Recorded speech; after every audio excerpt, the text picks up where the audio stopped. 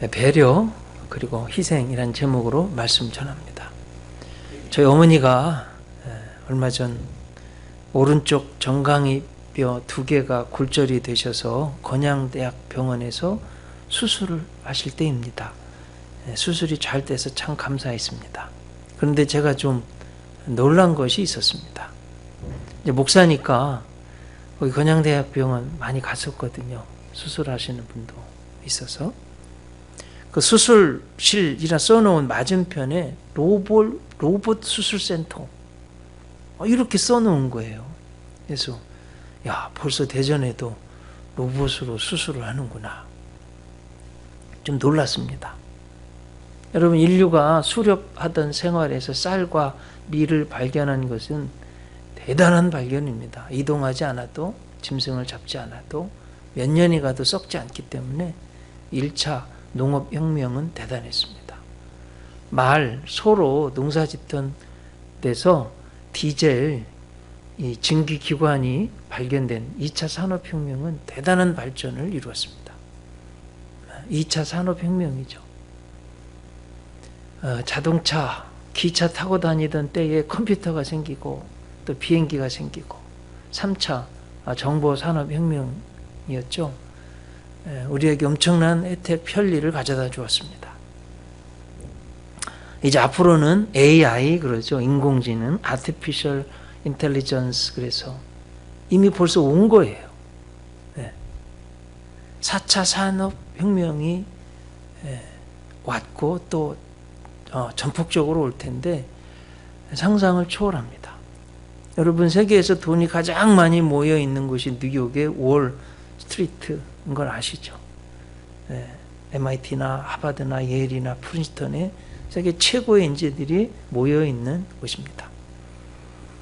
그런데 데니엘 네들러라는 청년이 켄쇼 테크놀로지라는 회사를 2012년에 만들고 켄쇼라는 인공지능 로봇을 2013년에 아주 유명한 골드만삭스라는 증권회사에 취직시켜서 보냈어요. 집사람 오빠의 아들, 우리 장조카죠.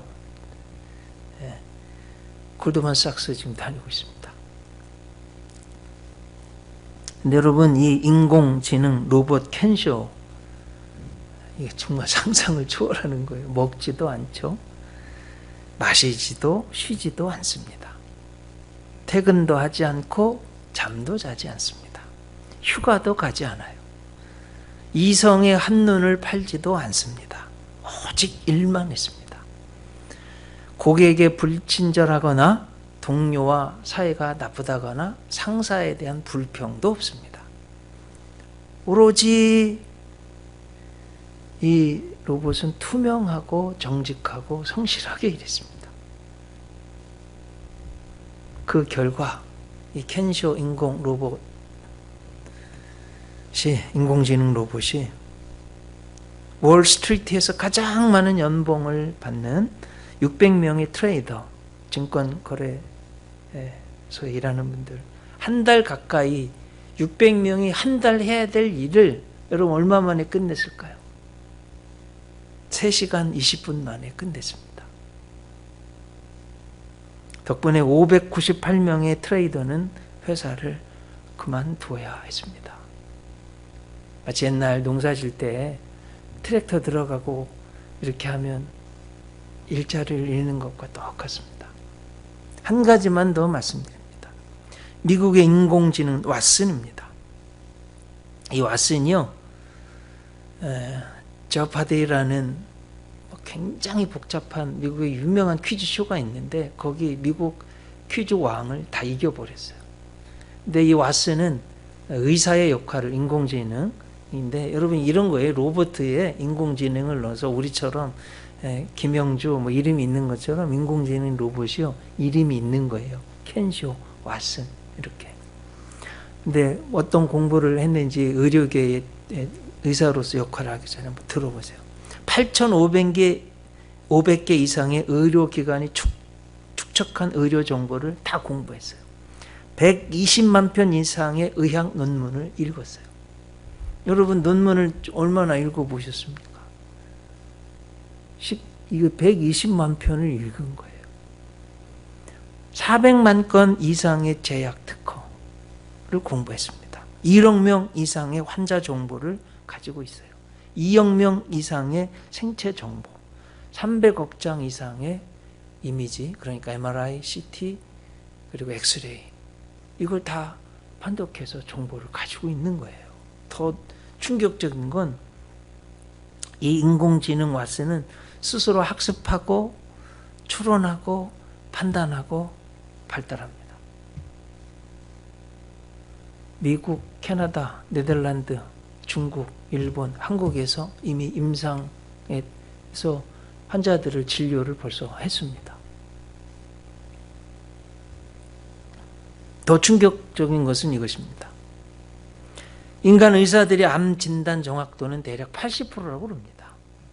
그런데 인공지능 이 왓슨의 진단 성공률은 방광암 91%, 췌장암 94%, 대장암 98%, 자궁경부암 100%를 맞춘다고 그래요. 제일 암 중에 어려운 것이 폐암이라고 그럽니다. 인간 의사들이 대략 50% 폐암입니다, 이렇게. 저희 아버지도 폐암으로 돌아가셨는데 이게 말기가 될 때까지 모른 거예요. 근데 인공지능 왓슨은 90% 폐암 진단율 성공을 한 거예요. 야, 정말 이렇게 사람보다 뛰어난 인공지능 로봇에게 사람들이 일자리를 잃게 될지도 모른다는 것입니다. 자, 여러분, 우리의 나라 조선 말, 우리보다 50년 일찍 서양 문물, 과학을 받아들인 일본입니다. 그래서 부국 강병에 우리보다 50년 앞서서, 잘 아시죠? 110년 전 1910년 을사늑약으로 나라를 뺏기게 되었습니다. 지금 상황이요, 그때 비슷하게 가면 안 되겠어요. 정보에 있어서도 과학기술에 있어서도 우리가 좀 더 정신을 차려야 되겠습니다. 제가 지난 한 주 동안 성경 읽고 기도하고 히브리어 공부하고 책을 읽으면서 좀 두려운 마음이 드는 거예요. 저도. 나도 이 로봇과 싸워서 이길 수 있겠는가? 여러분 어떠세요?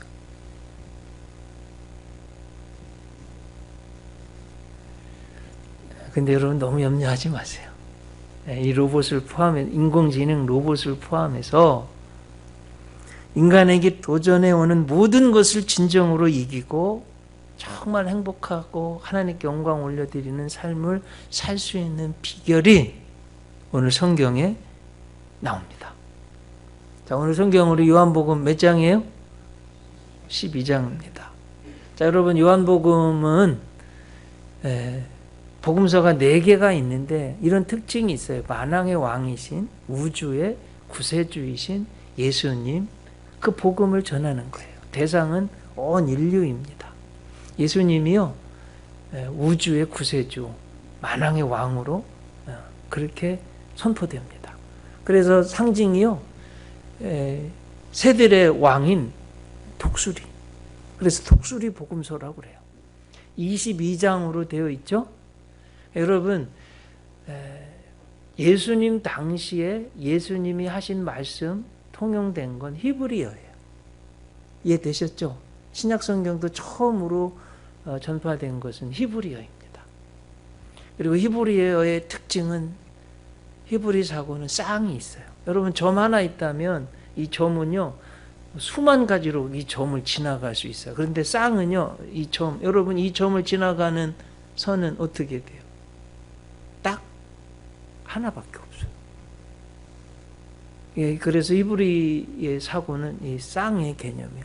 하나님이 계시면 우리 인간이 있고, 하늘이 있으면 땅이 있고, 땅에는 육지와 바다가 있고, 아내와 남편이 있고, 부모와 자식이 있고.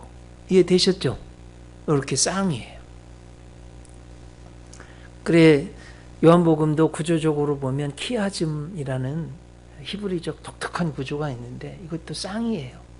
1장에 우리 예수님, 21장에 보면 우리 부활하신 예수님, 이렇게 해서 내려가면 11장이요 딱 중심이에요. 여러분 11장에 무슨 내용 나오는지 아십니까? 요한복음에는 7가지 기적이 있죠. 완전수. 그 중에 마지막 기적 11장, 죽은 나사로 4일이나 지나서 썩은 냄새 나는데 예수님이 죽은 나사로를 살려내는 기적이에요. 그건 뭘 상징합니까? 예수님 믿으면 우리는 죽어도 다시 살 것입니다. 이걸 보여주는 거예요. 사람들이 마리아의 집에, 그 동생 마리아 마르다의 집에 갔다가 예수님이 죽은 나사로를 살리는 걸 직접 본 거예요. 그동안 안 믿었던 사람들이 예수님을 다 믿게 됐어요. 그런데 여기에도 문제가 있는 거예요. 이걸 질투하고 시기하는 사람들이 있네요. 그 당시 종교 지도자들, 기득권자들, 예수님을 구세주로 믿지 못하고 정죄하고. 제가 요한복음 11장 53절을 한번 읽어드려 볼게요. 여러분 들어보세요. 이날부터는 그들이 예수를 죽이려고 모의하니라. 야, 더 이상은 안 되겠다. 죽은 자도 살려? 이건 우리의 위험한 존재가 돼. 죽이려고 모의를 한 거예요. 그리고 나서 이제 나온 말씀이 12장이에요. 오늘 말씀입니다. 6월절 명절을 지키려는 사람들이 모여서 예루살렘을 향해서 갑니다. 하나님께로, 성전에로 예배드리러 올라온 것이라고 오늘 본문 20절에서 말씀합니다. 거기에 헬라인 몇이 있는데 예수님을 뵙고 싶어서 빌립, 안드레 사도에게 이렇게 말을 한 거예요. 그때 주신 말씀이 오늘 말씀이에요. 여러분, 어느 상황에서 지금 요한복음 12장 예수님이 이 말씀 하셨는지 이해되셨죠? 네. 이 말씀 속에는 기독교의 핵심, 예수님의 정신, 예수님을 믿는 자들이 따라야 되는 자세, 예수님 복음의 핵심이, 진리가 담겨져 있습니다. 그것이 우리 너무나 잘 아는 24절 말씀이에요. 한 알의 밀이 땅에 떨어져 죽지 아니하면 한 알 그대로 있고 죽으면 많은 열매를 맺느니라. 우리 너무 잘 아는, 농사 질 때 밀을 땅에 심으면 이게 썩어져 죽어야만 많은 열매를 맺는데 썩지 않고 죽지 않으면 그냥 한 알 그대로 있다는 거예요. 이건 뭐 당연한 진리잖아요. 네. 제가 그래가지고 한번 찾아봤어요. 얼마나 한 알이 썩으면 많이 열매를 맺을까? 여러분, 옥수수 얼마나 맺을 것 같습니까? 많이 300알 맺는다네. 어떤 분은 또 1000알 맺는다고 하고요. 가장 많이 맺히는 게 수수입니다. 한 알이 죽어서 4000알. 조는요, 한 알이 죽어서 가장 많이면 5000알을 맺힌대요. 자, 여러분, 여기서 이제 24절 말씀 한번 다시 한번 가만히 보세요. 단순한 것 같은데 굉장히 중요한 진리들이 쭉 나오는데 최초의 강조점이 뭘 것 같아요, 여러분? 한 알이에요, 한 알. 하나. 한 알의 한 알, 한 사람 한 사람을 지금 예수님 스스로에게도 적용하고 하나를 강조하고 계십니다. 밀 하나를 말씀하셨지만 이것은 예수님 한 분에 대한 말씀이다 하는 거예요. 영적으로, 구속사적으로 아주 중요한 의미가 있습니다. 오늘 여러분 본문 27절 한번 보세요. 지금 내 마음이 괴로우니, 예수님 마음이 괴롭다는 거예요. 무슨 말을 하리요? 아버지여, 나를 구원하여 이때를 면하게 하여 주옵소서. 자, 여러분, 지금 예수님이 말씀하는 거지 뭘 말씀하시는 거예요 지금? 십자가에 죽는 걸 지금 이제 죽이려고 하니까 이제 때가 되었구나. 내가 죽어야 될 때가 되었구나. 달려서 죽어야 되는구나. 태초에부터 하나님이 약속하신, 구원을 약속하신 그 이때구나 하는 것을 말씀하는 거예요. 여러분, 우리 하나님은 은혜로우시고 자비롭고 노하기를 더디하시고 인자와 긍휼이 풍성하신 하나님이심을 믿습니다. 자, 한번 제가 성경을 간략하게 한번 요약해 볼게요. 창세기 1장부터 11장까지는 원 역사, 우주의 역사, 프리 히스토리라고 그래요. 그리고 12장부터 요한계시록 22장까지는 구속사, 구원의 역사라고 그래요. 자, 그럼 여러분 한번 보세요. 창세기 1장부터 11장까지 하나님이요 모든 것을 인간들에게 다 해주셨는데 인간들이 한 것은 크게 4가지 죄만 지었어요. 한번 따라와 보세요. 아담과 하와 선악과 따먹는 죄 진 거예요. 가인은요 동생 아벨을 돌로 쳐 죽이네요. 아니 노아 시대는 노아 가족만 빼놓고는 온 인류가 시집가고 장가가고 먹고 마시고 그냥 타락해버려 죄졌네요. 바벨탑을 쌓아가지고 하나님 앞에 경배해야 될 사람들이 어떻게 했어요 여러분? 그 바벨탑은요 사실은 우상 제사 지내는 곳이에요. 그리고 자기 이름만 내려고 하는 거예요. 근데 여러분 요 4가지 죄 가운데 한번 보세요. 히브리적 사고를 보면 여기에 사이클이 있어요. 인간이 죄를 지면 하나님은 의로우시기 때문에 마치 물과 기름이 섞일 수 없듯이 죄에 대해서는 반드시 심판하세요. 죄 짓고 심판하고 근데 그것으로 끝나냐? 아니, 하나님이 반드시 은혜로 덮어주시고 용서해 주세요. 은혜를 베푸세요. 자 보세요. 아담, 하와 죄져서 낙원에서 심판받아 쫓겨나네요? 그냥 보내셨어요? 아니에요. 손수 짐승을 잡아서 가죽옷을 지어서 입혀주셨어요. 여러분 가인이요 지금 이거 심판을 받는데 너무나 두려운 거예요. 그러니 하나님께서 표를 주셔서 구원해 주셨어요. 여러분 노아 방주 그 물로 심판할 때 어떻게 하셨어요? 방주를 만들어서 믿음의 사람을 살려주시고 또 무지개에 약속하셨고 물로는 내가 다시는 인류 전체를 심판하지 않겠다. 은혜를 베푸세요. 여러분 바벨탑에서 자기들 이름 내고 우상 숭배하는데 하나님이 너무너무 화가 나셔서 그냥 얘네들 언어가 하나가 되니까 맨날 모여서 못된 짓만 하네? 그냥 언어를 다 흩어버리셨어요. 그런데 여러분 그것으로 끝났어요? 아니에요. 창세기 12장에서 하나님이 아브라함을 택하셔서 아브라함을 보세요. 아담은 불순종하는데 아브라함은 순종해요. 우상 숭배하는 바벨탑을 짓는데 아브라함은 가는 곳마다 단을 쌓아서 하나님께 경배해요. 아브라함 자체가 은혜, 그 후손으로 예수님 탄생하게 하셨습니다. 얼마나 감사한. 그 중에서 좀 포커스를 맞추려고 하는 건 여러분 아담 하와예요. 거기서부터 벌써 피의 복음이 있는 거예요. 아담과 하와를 대신해서 누구 짐승이 벌써 죽어야 되고 여러분 가죽 벗기려면 피를 흘리잖아요. 피의 복음이 들어갔습니다. 근데 참 놀라운 것은 히브리어가 말이에요. 자음이 22개예요. 바디 바이블을 읽어보신 분들은 아시겠지만 우리가요 22개의 유전자 구조를 가지고 있습니다. 여러분 유전자를 해서 내가 이렇게 만들어지는 것처럼 히브리어 22글자로요 하나님 말씀을 기록했는데 그 안에 생명이 있고 의미가 있고 구속의 은혜가 있어요. 특히 예수님 이름, 아니 하나님 이름, 특히 이것도 좀 히브리어는 상형 문자예요. 그림이 형상이 글자가 된 거예요. 예를 들면 알렙이라는 히브리어 첫 글자는 황소를 보고 만들었어요.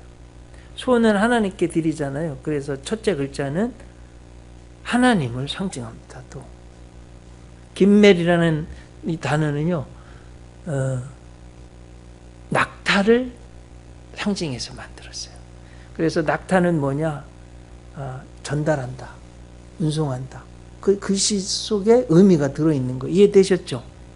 네. 그래서 하나님의 이름이요 신성사자 테트라그람마톤이라는 신학적으로 그렇게 말하는데 하나님의 이름이 히브리어 글자 4개가 있는데 그 속에 놀라운 복음이 들어져 있습니다. 있으면 한번 좀 보셨으면 좋겠어요. 저게 읽으면 야훼라고 이렇게 되어 있는데요. 첫 글자가 요드, 해, 바브, 해 이렇게 되어 있어요. 그래서 여러분 요드는요 사실은 이렇게 생겨서 이렇게 손 모양이 돼 있어요. 손 모양. 손 모양을 보고 요드를 만든 거예요. 그래서 의미는 손이라는 뜻입니다. 해는요, 여러분 이렇게 문이 창문이 이렇게 있으면 문이 있으면 구멍이 있잖아요. 이건 숨구멍을 말하는 거예요. 기도하는 자세. 여러분 항아리 속에 숨구멍이 있으면 그 구멍을 통해서 빛이 들어가잖아요. 그래서 저 해자는 계시를 의미합니다. 바브는 여러분 이렇게 생긴 사실 저게 제대로 글자가 안 쓰여졌는데 바브는 이렇게 돼서 못이에요. 저 글자를 풀어보면 계시는 본다는 뜻이죠. 손을 보라, 못을 보라. 하나님 이름의 뜻이요. 그렇게 되어 있어요. 여러분 손을 보라, 못을 보라, 뭘 상징해요? 예수님 십자가에 못 박히신 예수님을 하나님 이름 글자에 이미 담고 있다는 거예요. 이거 얼마나 놀라운 복음입니까? 그래서 요한복음 20장 27절에 보면 도마에게 이르시되 내 손가락을 이리 내밀어 내 손을 보고 내 손을 내밀어 내 옆구리에 넣어보라. 그리하여 믿음 없는 자가 되지 말고 믿는 자가 되라. 도마가 대답하여 이르되 나의 주님이시여 나의 하나님이시니이다. 예수께서 이르시되 너는 나를 본고로 믿느냐 보지 못하고 믿는 자들은 복이 있도다. 그렇게 말씀하셨습니다. 예수님이 인류의 희생양이 되셔서 내 죄의 삭을 대신 예수님의 생명의 값으로 치르셔서 십자가에 달리셔서 손에 못 박히신 것을 하나님 이름의 뜻이 이미 그것을 내포하고 있다, 계시하고 있다는 거예요. 얼마나 은혜가 되는지 모르겠어요. 특히 여러분 로마서 5장 8절 보면 우리가 아직 죄인 되었을 때에 그리스도께서 우리를 위하여 죽으심으로 하나님께서 우리에게 대한 하나님의 사랑을 확증하셨느니라 이렇게 말씀하셨어요. 12절을 보면 로마서 5장 12절을 제가 읽어드릴게요. 그러므로 한 사람으로 말미암아 죄가 세상에 들어오고 죄로 말미암아 사망이 들어왔나니 이와 같이 모든 사람이 죄를 지었으므로 사망이 모든 사람에게 이르렀느니라. 한 사람의 번죄로 말미암아 사망이 그 한 사람을 통하여 왕노릇하였은즉 한 분 예수 그리스도를 통하여 생명 안에서 왕노릇하리라. 로마서 5장 19절 보면 또 이렇습니다. 한 사람이 순종하지 아니함으로 많은 사람이 죄인 된 것 같이 한 사람이 순종하심으로 많은 사람이 의인이 되리라. 그 한 사람, 예수님 한 분이 죽으셔서 희생하셔서 생명의 역사가 있게 되었노라고 분명히 말씀합니다. 여러분 우리 예수님처럼 한 알의 밀알이 되어 썩어 죽어야 많은 열매를 맺을 수 있습니다. 지금 대구 경북의 많은 아픈 분들을 위해서 의사 선생님들, 간호사들, 방역하시는 분들 자신들을 희생하면서 치료와 방역에 전념하고 있습니다. 어쩌면 걸릴 수도 있잖아요. 너무나 힘들게 이 예수님의 마음을 가지신 분들인 것을 알 수 있습니다. 이런 분들 때문에 우리 대한민국 반드시 코로나 극복할 줄 믿습니다. 저는 그 안에 많은 기독교 하나님 믿는 예수님 믿는 의사 선생님들, 간호사 선생님들이 있는 걸 분명히 믿습니다. 대부분 그런 분들일 거예요. 반대로 자기 욕심 때문에 국민을 죽음으로 내몬 지도자들이 있습니다. 자신의 욕심을 죽이지 못하는, 희생하지 못하는 거예요. 여러분, 이런 거 살 것 같으나 죽을 것이요, 죽을 것 같지만 십자가를 지고 희생할 때 하나님이 반드시 살려주시는 신비가 이 십자가 복음 안에 있는 것입니다. 25절 보면 자기의 생명을 사랑하는 자는 잃어버릴 것이요, 이 세상에서 자기의 생명을 미워하는 자는 영생하도록 보전하리라. 여러분, 간단히 한번 예를 이런 겁니다.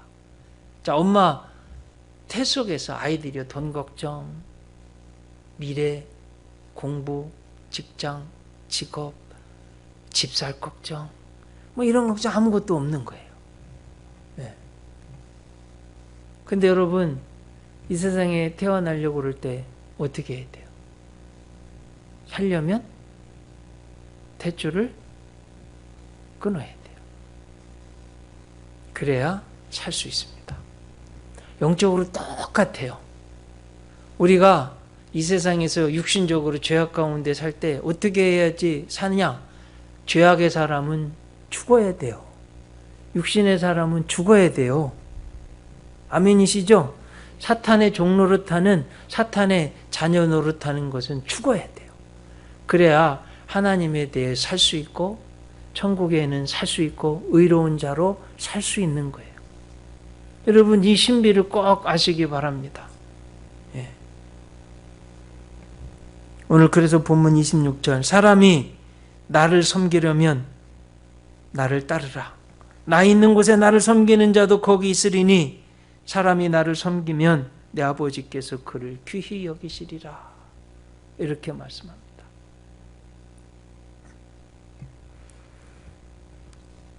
네.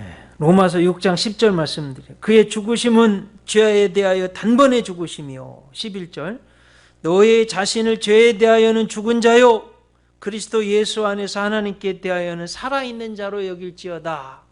죄에 대하여는 죽은 자로, 하나님에 대하여는 산 자로 여기라고 말씀합니다. 13절, 너희 지체를 불의의 무기로 죄에게 내주지 말고 하나님께 드리며 너희의 지체를 의의 무기로 하나님께 드리라. 이렇게 말씀하셨어요. 여러분, 꼭 그렇게 하시기 바랍니다. 제가 한 가지만 예를 들어, 원자력. 우리 대한민국은요, 원자력, 이거 정말 이게 에코 에너지입니다. 오염 물질 배출하지 않고. 너무나 우리 대한민국이 그동안 전기세, 전기료 싸게 정말 좋은 양의 전기를 공급해가지고 포항제철에서 철을 만들어서 자동차 만들고 배 만들고 해서 수출해서 우리가 이렇게 세계적인 7대 제국이 된 거 아니에요. 자, 그런데 여러분, 북한은요, 이 원자력 가지고 사람 죽이는 원자 폭탄만 만들고 있습니다. 뭔 소리인지 아시겠죠? 어떻게 하느냐? 이 죄에 대하여는 죽고 의에 대하여 살고 욕심으로는 죽고 하나님께 영광을 돌리면서 살아야 되는 건 누구에 달려있냐? 우리의 판단, 선택에 달려있다는 거예요. 너무나 중요한 문제입니다, 이것이. 이 코로나 전염병의 국가적 재앙에서 자신의 욕심, 체면만 생각하는 이단 사이비 교주, 그의 추종자들이 하는 짓, 이 예수님의 정신에 정면으로 반대됩니다. 희생이 없어요. 다른 사람에 대한 배려가 없어요. 왜 그러냐면 이게 이단이기 때문에 숨기느라고 그러는 거예요. 빨리 돌이켜야 됩니다. 백화점 왕 존 와나메이커 장로님은 이런 말을 했습니다. 비누는 쓸수록 물에 녹아 없어지는 하찮은 물건이지만 때를 씻어준다. 물에 녹지 않는 비누는 결코 좋은 비누가 아니다. 사회를 위하여 자신을 희생하려는 마음이 없고 몸만 사리는 사람은 녹지 않는 비누와 마찬가지로 나쁘다. 예수님은 자신을 희생하시고 인류를 사랑하시고 십자가에 죽으면서까지도 자신을 죽이는 자를 배려하셨습니다. 하나님 아버지, 저들의 죄를 용서하옵소서. 자기들이 하는 것을 알지 못하기 때문입니다. 너무나 중요합니다. 여러분 지금 한국의 교회들이 전 세계에서 가장 믿음이 있고 일제 압박에서도 공산주의에서도 목숨을 내어놓고 순교하면서도 예배를 지킨 교회입니다. 그런데 지금 이렇게 방송 예배, 인터넷 예배 드리고 하는 이유는 사회에 대한 배려, 존중하고, 이게 하나의 십자가 정신이에요. 반드시 극복하리라 믿습니다. 알렉산더 그레이엄 벨의 어머니는 청각 장애인이었습니다. 벨은 아들은 그게 마음이 너무 아픈 거예요. 엄마가 듣지 못하니까. 야, 우리 엄마를 도와줘야 되겠다. 뭔가를 좀 발명하자. 그러다 보니까 한 사회를 보니 엄마같이 청각 장애를 가진 사람들이 많네요. 그래서 벨의 관심은 이제 어머니의 청각 장애 극복에서 인류의 청각 장애 극복으로 확대되었습니다. 후에 벨은 언어 장애, 청각 장애 있는 아이들을 위한 학교도 만들고요. 발명에 아주 전념해서 지금 보청기의 근원이 되는 전기, 보청기, 그리고 전화기를 발명한 거예요. 그래서 여러분 벨소리 난다, 벨소리 난다, 이게요, 이 벨, 이 사람의 이름을 딴 겁니다. 전화 벨소리 난다, 벨소리 난다. 벨과 같은 어머니를 존중하고 어머니와 같이 청각 장애인들을 배려하는 깊은 마음을 가진 사람에 의해서 이 지구는요 발전해 온 겁니다. 여러분, 이 공감 능력, 이 창조성, 이건요 벨과 같은 사람, 예수님의 마음을 가진 이런 사람, 인공지능이 아무리 와도 이 사람 못 이깁니다. 무슨 말씀인지 아시겠죠? 이 사람 못 이겨요. 인공지능은 이런 공감 능력, 창조성이 없어요. 이런 사람이 앞으로 이 시대에 살아남고 하나님의 영광을 드러내는 사람이 될 겁니다. 자, 그러면 이게 한번 나한테 적용해 보세요. 우리 사랑하는 성도님들, 내 사랑하는 남편에게 한번 희생하고 배려해 주세요. 내 사랑하는 아내에게, 내 자녀에게, 부모님에게 한번 내가 죽고 참고 희생하고 배려해 보세요. 그 가정은요 정말 평안이 넘칩니다. 더 나아가서 세상 사람들에게, 여러분 예수 믿는 사람이요 막 함부로 하고 막 제발 좀 함부로 하지 마세요. 다른 사람들에 대해서 겸손하고. 요즘 선거철이 돼가지고요, 야, 제가 어느 분 봤더니 국회의원 나왔는데 종로에 나오신 분인데 신문을 보니까 90도 절을 하는 90도. 정말 당선되고 나서도 좀 너무 빳빳하지 말고 좀 겸손하면 좋겠어요. 당선되고서도. 여러분, 그래서 여러분들이 만약에 어느 짱이 되고 또 좀 부자가 되고 좀 힘이 좀 생기고 좀 높아지고 뭐 설령 대통령이 되고 뭐 어떤 힘을 가지더라도 좀 겸손하시고 예수님처럼 나를 좀 희생하고 다른 사람을 배려하는, 나를 좀 죽이고 이런 정신을 가지시기를 주님의 이름으로 축복합니다. 절대로 죽는 것 같은데 하나님 아니에요. 살게 하시는 거예요. 그게 어디 나와 있냐? 오늘 본문 28절 보세요.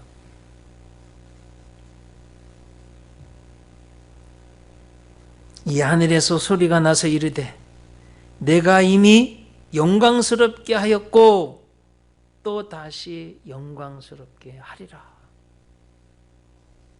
그렇게 말씀하셨어요. 얼마나 하나님이요, 예수님 영광스럽게, 하나님께도 영광스럽게 하셨고 예수님도 영광스럽게 하셨습니다. 여러분이 내가 그렇게 어느 곳에서든 살면 하나님이 영광 받으시고 여러분들을 영광스럽게 하신다는 거예요. 이걸 꼭 믿으시기를 바랍니다. 네. 기도하시겠습니다.